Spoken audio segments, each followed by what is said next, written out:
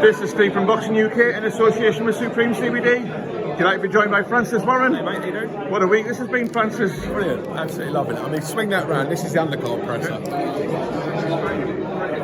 Absolutely fantastic.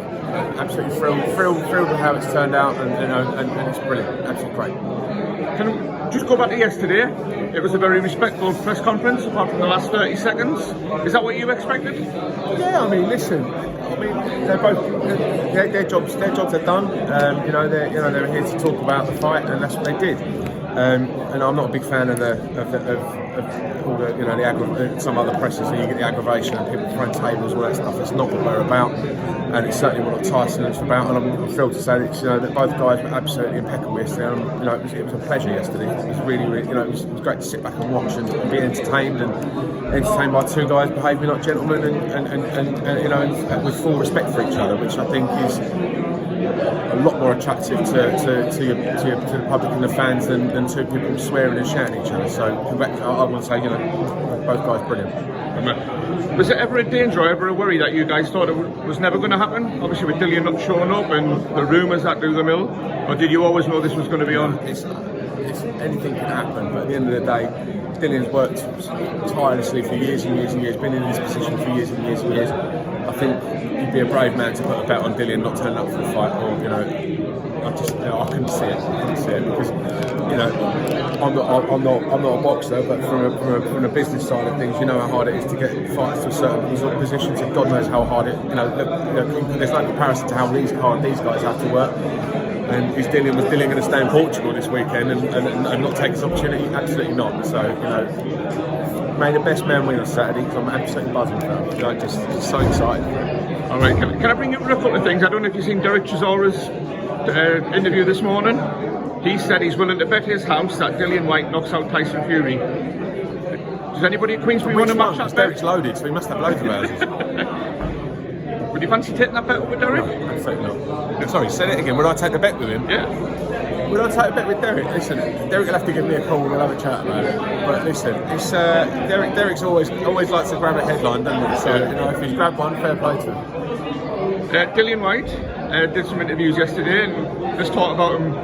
I don't know if it's harping Jess Francis or having Eddie Hearn to bring him to the ring. Can Queensbury sort that out and get Eddie on board? Because that would add a few reviews. This young man asked me about this on Tuesday, so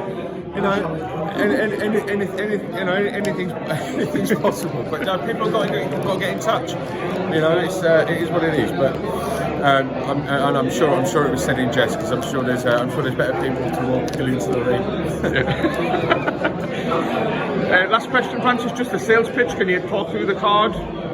What can fans expect on Saturday? Listen, we've got three. For me, they're three of the best young prospects in the country. Obviously we've got Royston Barney-Smith, Carol Atimer, and David Adelaide. Three guys who we believe, will be world champions in years to come. We want to give them as much of a showcase as possible. Tommy Fury. He's a superstar already. I think he wants to start being a superstar of boxing. As he said in there, it doesn't want to be Tommy Fury, the social media guy who has a fight. He is a boxer. He's a fighter who was once on Love Island. I think that's the way around it's got to go. And a good performance from Tommy on Saturday against a 10-1 tough guy from Poland. Who's going to, he's the first step to getting into that point. Echo Usman and Darren Tetley, great fight.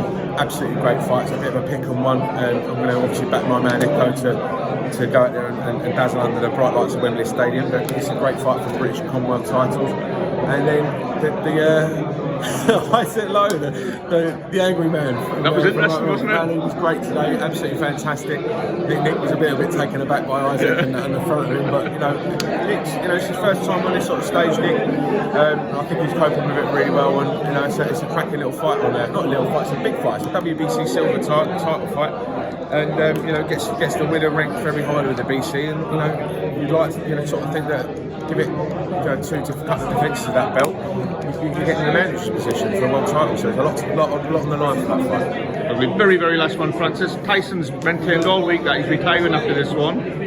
Is he really going to pass up the chance to become undisputed? Mate, that's the big man's decision. So let him get Saturday night out of the way, and then I'm sure he'll let everybody know immediately after.